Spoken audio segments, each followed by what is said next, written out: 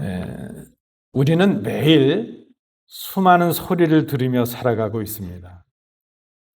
뭐 음악 소리도 듣고요. 우리 주변에 얼마나 많은 소리들이 있는지 모릅니다. 뉴스도 듣죠, 우리가. TV를 통해서나 라디오를 통해서나 세상의 가치에 대한 세상이 중요하게 생각하는 그런 소리들을 듣기로 하고 성공을 추구하는 소리, 욕망을 구하는 소리, 때로는 두려움의 소리들도 들려집니다. 전쟁의 소리도 있고 기후로 인한 그런 사건과 사고의 소식들도 듣습니다. 우리는 그런 소리를 들으면서 기뻐하기도 하고 혹은 슬퍼하기도 하고 때로는 두려움에 빠지기도 합니다. 근데 우리가 잘 생각해 보면 내가 주로 듣는 소리는 사실은 내가 듣고 싶어 하는 소리입니다.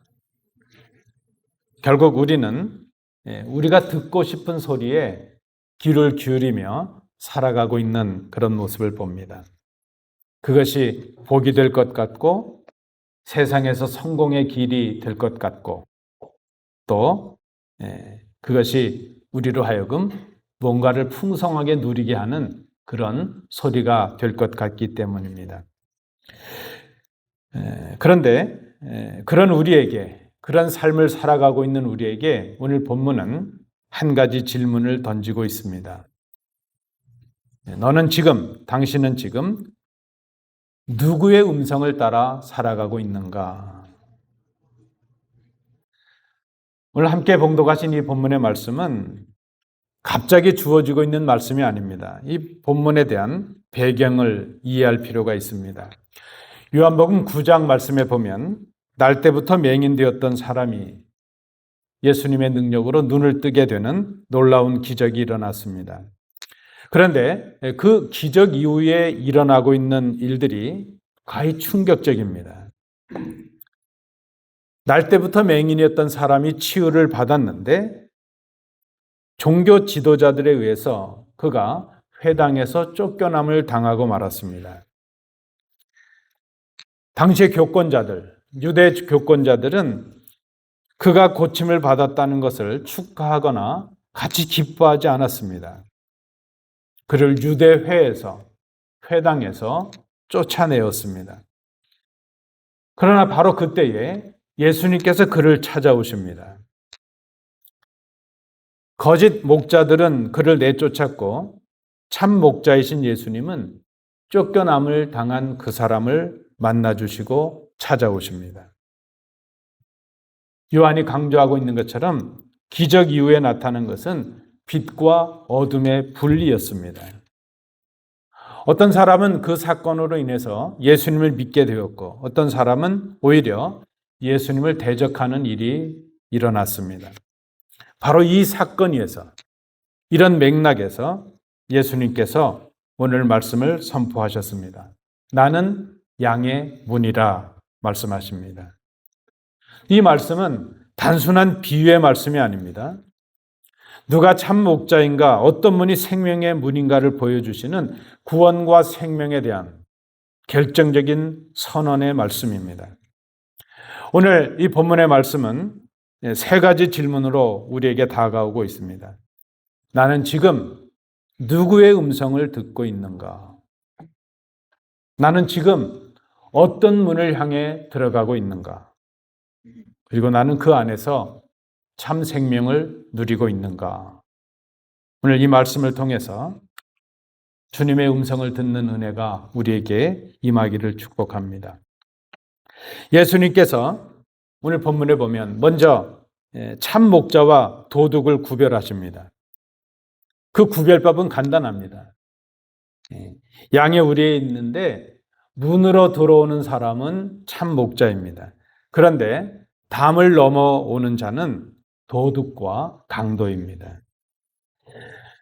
당시에 기록을 보니까요. 당시에 그 양우리는 돌담으로 이렇게 둘러싸인 공동우리였다고 합니다. 지금처럼 뭐 시설이 좋을 리가 없지 않겠습니까? 그러니까 들판 한가운데 목자들이 수고해서 돌로 담을 쌓아서 이렇게 양들이 넘지 못하도록 해놓았습니다. 이제 밤이 되면 여러 목자가 돌보던 양들이 함께 그 돌담 안으로 그 양우리로 들어가게 됩니다. 그렇게 되면 목자는 그 양들이 들어갔던 문에 이 목자들이 누워서 밤을 지새면서 양을 지키게 됩니다. 그러니까 출입구는 하나죠.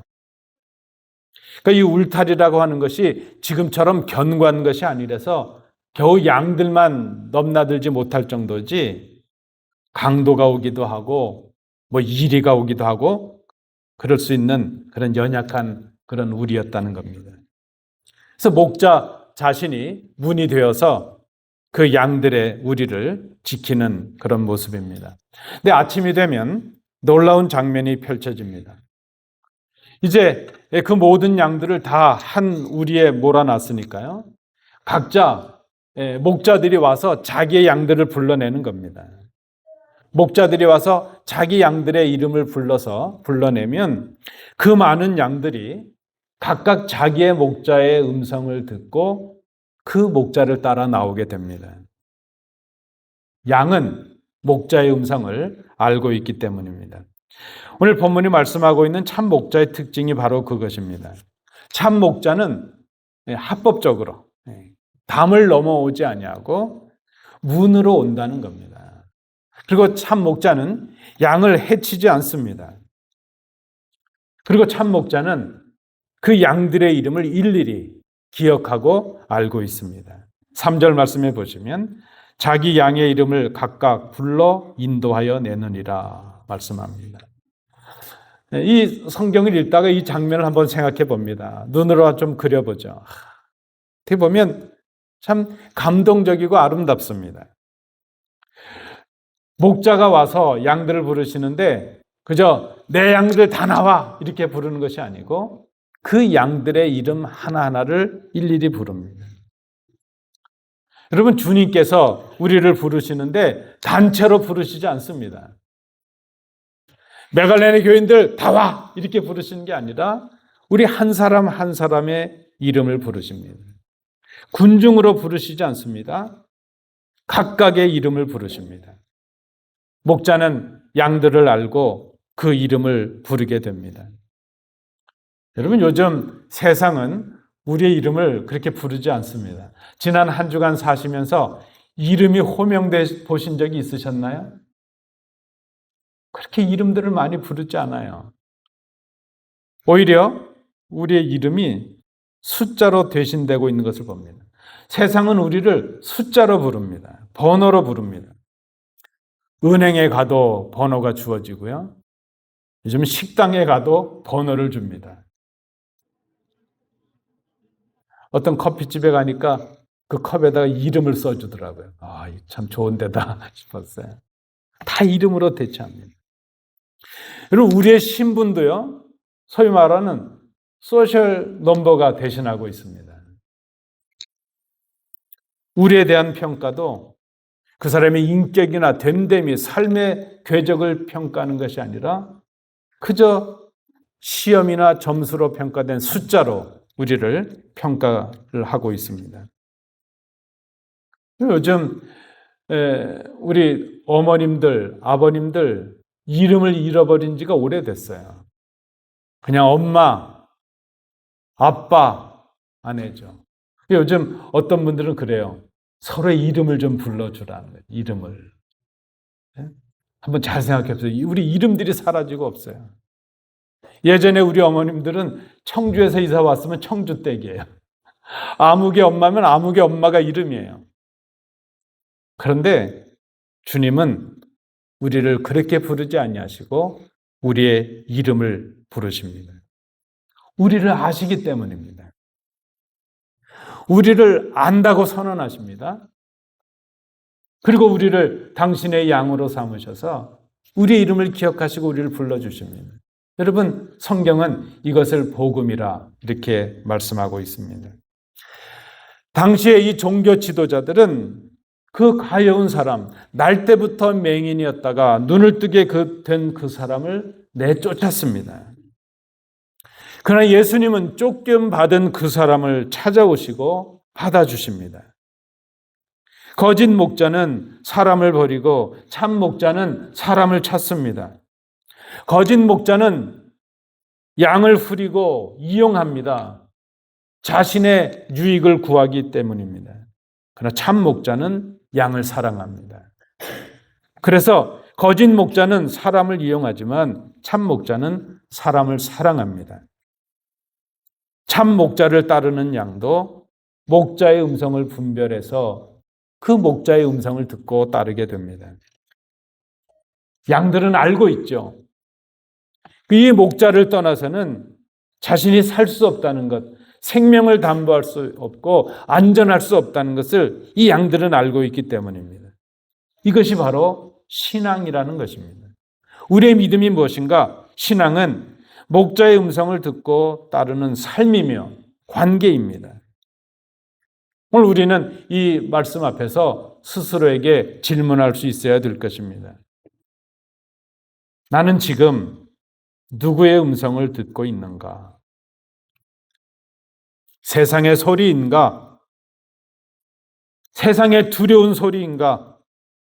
세상이 말하는 가치, 세상의 비교와 경쟁의 소리를 듣고 있는가? 아니면 우리에게 생명을 주시는 목자의 음성을 듣고 있는가? 목자의 음성을 따르는 것은 여러분 죽고 사는 문제입니다. 생명이 달린 문제입니다. 우리가 읽고 있고 듣고 있는 이 말씀이 바로 우리가 따라야 될 주님의 음성이 분명합니다. 양이 목자를 떠나서는 살 수가 없는 것처럼 성도는 그래서 말씀을 떠나서는 살 수가 없습니다. 말씀을 멀리하면 세상의 소리가 더 크게 들리기 시작합니다. 그러나 말씀을 가까이 하면 목자의 음성이 더욱 분명해지는 것을 봅니다. 그러면 오늘 우리가 생각합니다. 나는 지금 누구의 음성을 따라가고 있는가? 우리의 이름을 부르시는 주님을 따라가는 것이 진정한 생명으로 가는 길입니다. 오늘 본문에서 발견하는 두 번째입니다. 모든 길이 막힐 때 열려지는 단 하나의 문이 있는데 바로 예수님의 문이라는 것입니다. 예수님께서 이 비유를 풀어 설명하십니다. 이 비유를 말씀하셨는데 사람들이 깨닫지 못했기 때문입니다. 나는 양의 문이라. 여기에 놀라운 반전이 일어나고 있습니다. 예수님은 목자이시며 동시에 문이시라 말씀합니다. 초대 교부 중에 크리소스톰이라는 분이 있는데 이렇게 말을 했다고 합니다. 예수님은 우리를 돌보실 때는 목자이신데 아버지께로 인도하실 때는 문이 되신다. 그렇게 고백을 했다고 합니다. 예수님은 단순한 안내자가 아니십니다. 그분 자체가 문이시고 그분 자체가 입구이십니다. 오늘 이게 나는 양의 문이라 말씀하시는 이 표현은 요한복음에 나타나는 독특한 표현입니다. 나는 뭐뭐뭐시다. 에고, 에이미 이렇게 우리가 규정을 하면 한 7가지 정도가 나오죠. 생명의 떡이다, 세상의 빛이다, 양의 문이다, 나는 선한 목자다, 나는 부활이요 생명이다.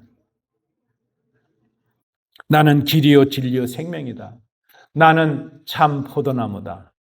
오늘 그 7가지 중에 나는 양의 문이라 주님께서 말씀하십니다. 그런데 이 표현 나는 뭐뭐뭐시다 하신 이 말씀은 바로 하나님께서 모세에게 하셨던 그 말씀을 우리로 기억하게 합니다. 나는 스스로 있는 자니라. 그 선언입니다. 그래서 나는 양의 문이라 하시는 이 말씀은 그저 단순한 비유의 말씀이 아니라 예수님 자신이 바로 하나님이시라는 선언입니다. 예수님은 단순한 선생님이 아니시라 우리의 생명의 주인이시요 하나님이십니다. 우리를 돌보시는 선한 목자요 우리를 구원으로 들어가게 하시는 참된 문이라는 것을 오늘 말씀하십니다. 그리고 이어서 오늘 본문에 보니까 놀라운 선언이 이어지고 있습니다. 나로 말미암아 들어가면 말씀합니다. 구원의 문은 많은 것 같지만 많지 않습니다. 구원의 문은 오직 하나입니다. 이 문은 들어가도 되고 안 들어가도 별 상관이 없는 그런 선택 사항의 문이 아닙니다. 우리가 생명을 위해서는 반드시 통과해야 되는 구원의 통로가 됩니다. 그런데 여러분, 세상은 우리에게 이렇게 말합니다. 구원에 이르는 길은 너무나도 많다. 뭐 예수만 구원에 이르는 일이 되겠느냐. 종교가 얼마나 다양하냐. 그 많은 종교들이 이르는 목적하는 그 길은 다 한 가지이다. 절대적인 진리는 없고 진리는 상대적이다. 예수를 믿던 부처를 믿던 누구를 믿던 믿기만 하면 구원에 이를 수 있다. 그렇게 세상은 우리를 미혹합니다. 그래서 오늘 주님은 우리에게 선언하십니다. 나는 문이다. 나는 유일한 문이다. 말씀을 합니다. 오직 이 당신의 문을 통해서 구원으로 들어가게 하십니다. 여러분, 오늘 우리가 기억해야 됩니다. 구원의 문은 오직 하나입니다. 오늘 9절 말씀을 보시면 문으로 들어오는 자에게 임하는 복을 함께 말씀하십니다. 나로 말미암아 들어가면 구원을 받고 들어가며 나오며 꼴을 얻으리라. 세 가지 복을 말씀하고 계십니다. 문으로 들어오는 자는 구원을 받는다 말씀하셨습니다. 그 문을 들어가며 나오는 그 자유를 누리게 하신답니다. 그리고 풍성한 꼴을 주신다 말씀을 합니다. 여러분, 이 장면도 너무나 아름답지 않습니까? 한번 여러분 상상해 보십시오. 양들이 우리 안에 있는데 그 울 밖에는 이리도 있고 강도들도 많이 있어요. 그런데 목자가 지키고 계시기에 그 양들은 우리 안에서 안전함을 얻습니다. 울 밖에 나오고 들어갈 수 있는 자유가 그들에게 주어집니다. 목자가 지키고 있기 때문입니다. 그리고 그 목자의 인도함을 따라서 풍성한 꼴을 얻게 됩니다. 예수님 안에 진정한 안전이 있고 진정한 자유가 있고 풍성한 공급이 있다는 것을 우리가 깨닫습니다. 이것이 우리에게 주시는 구원입니다.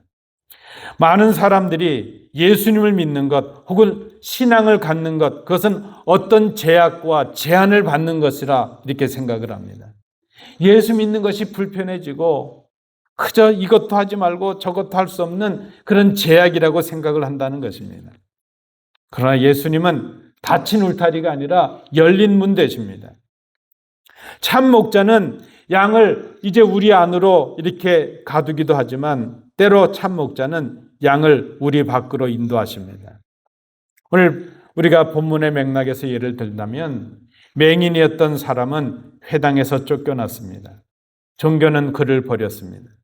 종교는 그를 율법이라는 틀 안에 가두고 울타리 안에 가둬서 그에게 자유를 빼앗고 말았습니다. 그러나 예수님은 그를 그 종교의 틀에서 꺼내셔서 하나님의 백성으로 인도해 내십니다. 율법과 종교는 사람을 얽어맸지만 복음은, 예수님은 그를 자유하게 하십니다. 율법은 닫고 있지만 복음은 열고 있습니다. 여러분 기억하십시오. 예수님을 믿는 것, 예수님 안에 들어오는 것은 갇히는 것이 아니라 진정한 자유를 얻는 것이고 생명을 얻는 것이라는 것을 우리가 기억해야 됩니다. 오늘 우리가 이 본문을 통해서 깨닫는 것이 바로 그것입니다. 예수님만이 우리의 유일한 구원의 통로가 된다는 것입니다. 마지막 세 번째입니다. 오늘 본문의 절정은 10절에 주어지고 있습니다. 내가 온 것은 양으로 생명을 얻게 하고 더 풍성히 얻게 하려는 것이라. 예수님께서 이 땅에 오신 이유는 단 한 가지입니다. 예수님께서 이 땅에 오셔서 십자가를 지시고 죽으신 이유는 단 한 가지요. 죽은 자 가운데서 다시 살아나신 이유도 단 한 가지입니다. 우리를 부자가 되게 하시기 위한 것도 아니고 그저 우리가 원하는 대로 우리의 삶의 문제를 해결해 주시는 것, 그것도 중요한 일이 아닙니다. 우리가 추구하는 성공을 보장하기 위해서 오신 것도 아닙니다. 예수님께서 우리를 위해 이 땅에 오시고 죽으시고 다시 부활하신 그 유일한 이유가 있는데 그것은 바로 우리에게 생명을 주시기 위함이었습니다. 그리고 주님께서 주시는 그 생명은 단순한 생명이 아니라 풍성한 생명이라 말씀합니다. 반대로 도둑의 목적은 분명합니다. 도둑은 도둑질하고 죽이고 멸망시키는 것뿐이다. 그렇게 말씀합니다. 여러분, 이 도둑 뒤에는 사탄이 있습니다. 사탄은 우리의 믿음을 훔치고 우리의 영혼을 죽이고 우리의 영혼을 무너뜨립니다. 그런데 사탄도 얼마나 지혜로운지 이 사탄은 우리를 한 번에 무너뜨리지 않습니다. 사탄의 전략은 점진적입니다. 작은 것에서부터 큰 것으로 우리를 미혹합니다. 하와를 미혹했던 것처럼 처음에는 먹음직도 하고 보암직도 한 것으로 우리의 마음을 속입니다. 육체적이고 감각적인 것, 그런 것 가지고 우리에게 다가옵니다. 그러다가 그는 우리의 믿음을 훔치고 우리의 영혼을 무감각하게 만듭니다. 결국 우리를 하나님을 거부하게 하는, 그런 멸망에 이르게 하는 그런 사탄의 게임을 하게 됩니다. 여러분, 사탄은 우리를 조금씩 훔칩니다. 작은 것에서 훔칩니다. 그래서 우리는 작은 것, 거기에 집중하고 중심할 수 있어야 됩니다. 예배 한 번 빠지게 하기도 하죠. 기도 시간을 점점 줄이게 합니다. 말씀을 조금씩 멀리하게 합니다. 죄에 대해서 조금씩 무감각하게 만들어갑니다. 우리가 느끼지도 못하게, 깨닫지도 못하게 조금씩 우리를 미혹하고 조금씩 우리의 심령이 메말라 가게 합니다. 그러나 예수님의 목적은 그것이 아닙니다. 단 하나입니다. 살리는 데 있으십니다. 우리에게 풍성한 생명을 주시는데 주님의 목적이 있습니다. 풍성함은 물질적인 풍요를 넘어서는 생명입니다. 풍성한 생명은 하나님과의 관계 회복입니다. 하나님과의 화목이요, 죄 사함의 기쁨이요, 마음의 평안이요, 말씀의 풍성함이요, 영원한 소망이 넘치는 삶, 바로 그것입니다. 같은 환경과 같은 조건에 있어도 생명이 있는 사람이 있고 생명이 없는 사람이 있습니다. 같은 자리에서 같은 말씀을 들어도 그 말씀에 은혜가 임하기도 하고 은혜가 사라지기도 합니다. 생명이 있는 사람은 환경이 어떠하든지 감사가 넘칩니다. 어려움을 당해도 떨치고 일어나는 용기가 생깁니다. 환경의 변화 때문이 아니라 환경을 이기게 하시는 그 주님의 생명의 역사가 그 속에서 시작되었기 때문입니다. 그런데 이 생명이 없는 사람은 지치게 되고 불평과 원망이 가득하게 됩니다. 환경 때문에 그가 상하고 낙심하게 됩니다. 성도 여러분, 주님께서 주시는 풍성한 생명은 흘러넘치는 생명입니다.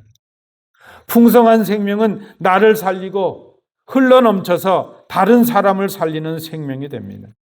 그래서 복음은 살리는 역사를 일으킵니다. 나를 살리고 나를 통해서 내 가족을 살리고 내 이웃을 살리고 내가 살고 있는 이 세상을 살리는 능력이 됩니다. 교회가 살리는 곳이 되어야 됩니다. 말씀은 생명을 살리는 역사를 일으킵니다. 풍성한 생명을 소유한 사람은 그 가정에서도 말이 따뜻해집니다. 교회에서도 격려가 많아집니다. 감사가 넘칩니다. 직장에서도 빛과 소금이 됩니다. 이것이 풍성한 생명으로 인해서 누리는 구원의 즐거움인 것을 우리가 깨닫게 됩니다. 주님께서 주시는 생명은 흘러넘치는 생명입니다. 여러분, 오늘 우리의 모습을 한번 돌아보시죠. 이 생명이 나에게 임해서 흘러넘쳐서 우리의 가족과 형제와 이웃을 향해 흘러가고 있는가? 이 생명이 넘치게 되면 지친 자에게 생명을 주시고 두려운 자에게 평안을 주는 능력이 우리에게 임합니다. 죄의 짐에 눌린 자에게 용서받은 기쁨이 충만하게 됩니다. 여러분, 기억하십시오. 이 말씀은 2000년 전에 있었던 말씀으로 끝나는 말씀이 아닙니다. 지금 이 순간에도 예수님은 나는 너희를 위한 양의 문이라 선언하시면서 지금 이 순간에도 예수님은 우리에게 이 풍성한 생명을 주시기를 원하고 계십니다. 오늘 말씀을 맺습니다. 사랑하는 성도 여러분, 우리는 지금 우리 문 앞에 서 있습니다. 세상에는 여전히 우리를 부르는 소리들이 가득합니다. 성공으로 이끄는 소리, 돈의 물질의 풍요를 구하라는 소리, 우리의 쾌락을 구하라는 그런 소리들로 가득합니다. 그 달콤한 소리들은 우리의 생명을 빼앗아가는 소리일 수 있습니다. 그 음성들 가운데 그 음성들이 인도하는 문에는 생명이 존재하고 있지 않기 때문입니다. 오늘 우리가 이 말씀을 통해 기억해야 되는 것, 생명으로 가는 문은 오직 하나입니다. 생명으로 들어갈 수 있는 문은 오직 하나입니다. 오늘 주님께서 우리에게 말씀하십니다. 나는 양의 문이다. 지금도 주님은 우리들의 이름을 부르십니다. 그 문 앞에 서서 머뭇거리지 말아야 될 것입니다. 그 문 앞에 서서 다른 문을 찾지 말아야 됩니다. 우리가 찾아야 될 문, 우리가 들어가야 될 문, 우리에게 생명을 줄 수 있는 문은 오직 예수 그리스도 그분뿐이십니다. 우리가 그 문으로 들어가야 됩니다. 문 앞에서 그저 머뭇거리는 신앙이 아니라 그 문을 통과하는 믿음이 되시기를 우리 주님께서 원하십니다. 그러면 구원이 있고 자유가 있고 공급함이 있고 풍성한 흘러넘치는 은혜를, 그 생명을 누리게 될 것입니다. 사랑하는 성도 여러분, 오늘 이 예배의 이 말씀을 통해서 우리를 부르시는 주님의 음성에 응답하시는 복된 성도들이 되시기를 축복합니다. 오늘 주님은 내가 양의 문이라 말씀하십니다. 그 생명으로 가는 문 앞에서 주님, 제가 주님의 양입니다. 그렇게 고백할 수 있는 복된 성도들이 되시기를 축복합니다. 기도하겠습니다.